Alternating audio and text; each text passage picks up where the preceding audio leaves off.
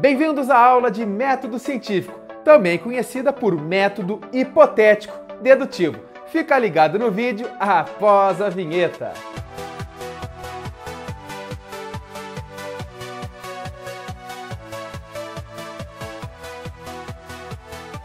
Fala pessoal, tudo certinho? Na aula de hoje vamos falar de ciência e método científico. Lembrando que a ciência explica fenômenos da natureza e essas explicações dos fenômenos da natureza elas devem ser testadas. E o teste é muito rigoroso. Esse teste rigoroso que a gente chama de método científico ou método hipotético dedutível. Então, para resumir, o conceito de método científico é o conjunto de regras básicas ou procedimentos que produzem o conhecimento científico. Pessoal, nessa videoaula vocês têm que entender a importância do método científico e para isso, é óbvio, eu preparei dois exemplos para vocês. Vamos começar por exemplo de uma pessoa que não utiliza o método científico. É o seu Zé. Veja só. Seu Zé vai feliz da vida esquentar água para o seu chimarrão amargo. Mas quando tenta ligar a jarra elétrica, percebe que ela não está funcionando. Como o seu Zé não usa o método científico, ele simplesmente conclui que é um castigo por ele não ter cumprido a promessa de estudar para o Enem 5 horas por dia durante os 7 dias da semana passada. E se conforma com isso. Aí tu imagina só, né, gente? Mas vamos lá, vamos ver agora o exemplo de uma pessoa que utiliza o método científico. Por exemplo, a Dona Vera Louca. Fica ligado. Agora veja o exemplo da Dona Vera Louca. Ela que usa o método científico. Ela foi esquentar água para o chimarrão e observou que a garrafa não esquentou a água, ela não estava ligando. Isso é um fato e, consequentemente, ela tem um problema a ser resolvido. Então, muito sábia, ela faz uma pergunta mágica. Por que a garrafa não está funcionando? Ela, então, elabora uma hipótese para tentar explicar esse fato. A hipótese dela foi que a tomada não está funcionando. Deduziu, portanto, que se trocar de tomada, vai funcionar a jarra elétrica novamente. Então, ela elaborou um simples experimento. Pegou a jarra elétrica e testou em outra tomada. E viu que estava funcionando, a água esquentou. Horas, ela teve um resultado e esse resultado gerou uma conclusão. A tomada antiga estava estragada e não é a jarra elétrica ou também não foi uma promessa que ela fez.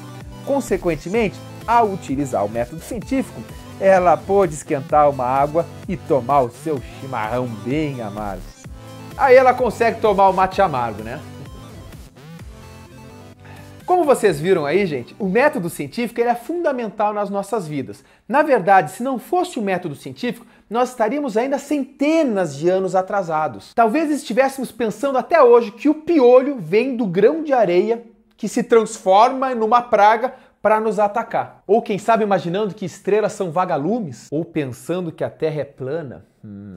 Pessoal, mas você tem que saber para sua prova aí que o método científico tem algumas etapas importantíssimas e é sobre elas que eu vou falar para vocês. Então presta muita atenção. A primeira etapa é a observação de um fenômeno da natureza. Essa observação é um fato. Por exemplo, eu observo que a chaleira, que a jarra elétrica não está funcionando. Isso é um fato, ela não está funcionando. Isso vai me gerar um problema a ser resolvido e, consequentemente, me gera uma pergunta. Por que essa chaleira, por que essa jarra elétrica não funciona? A segunda etapa é a hipótese. Pessoal, a hipótese nada mais é do que um palpite muito fundamentado.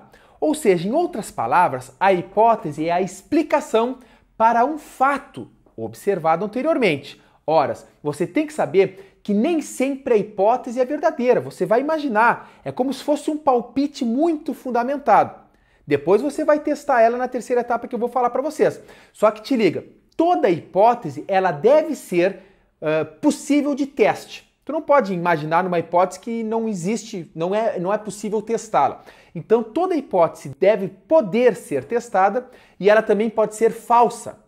Uma hipótese pode não ser verdadeira e, portanto, ela é falsa. Pessoal, essa hipótese vai gerar uma dedução ou uma previsão.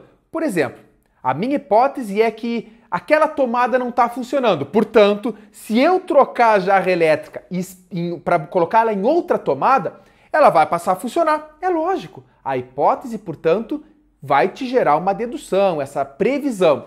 E aí você vai pensar num experimento. Nesse caso, nesse exemplo que eu estou dando, o experimento é muito simples. Você tenta colocar a jarra elétrica em outra tomada. Se ela funcionar, significa que a tua hipótese era verdadeira, que falava que a tomada não estava funcionando. Ou seja, o experimento gera um resultado.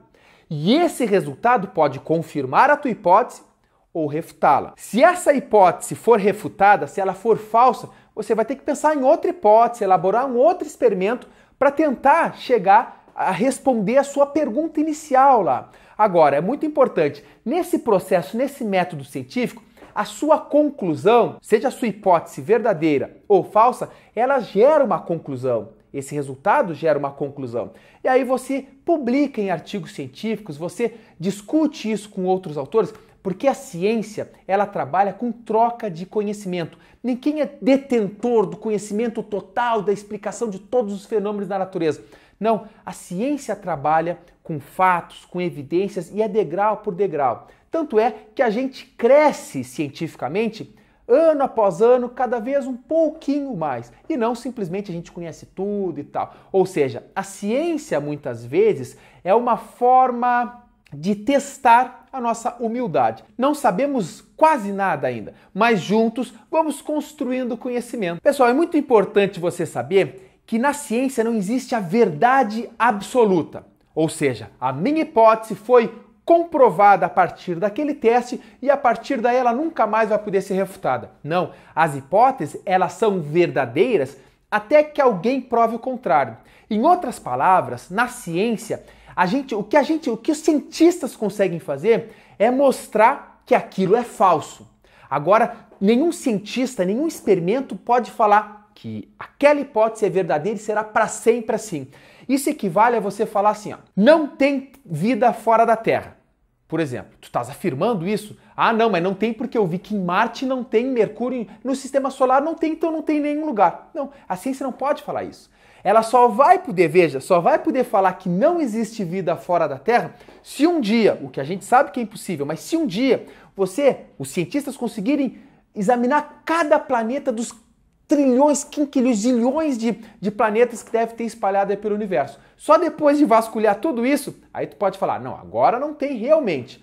Ou seja, a ciência, pessoal, ela não pode trabalhar com achômetro. Na ciência você tenta comprovar um fenômeno da natureza. E acredite, é por causa da ciência que nós temos a tecnologia, é por causa da ciência que nós temos o nosso remédio, nós temos o nosso bem-estar e a saúde da população vem aumentando, a expectativa de vida vem aumentando, porque os cientistas vão estudando, vão chegando às suas conclusões a partir dos fatos observados, dos seus experimentos e vai melhorando a vida de todos nós. Agora, você vê aí na internet algumas pessoas falando de terra plana. Pessoal, isso é o maior absurdo que tem falar que a terra é plana. Ou tem cada discussão e às vezes pelo Facebook tu vê uma discussão muito louca aí de pessoas querendo, sabe, enfim, não vou nem entrar aqui no mérito dos absurdos, mas se você procurar aí em buscadores, vai no Google aí, procura sobre hipóteses absurdas de determinados fatos, aí você vai ver, é como o exemplo que eu dei no início do vídeo.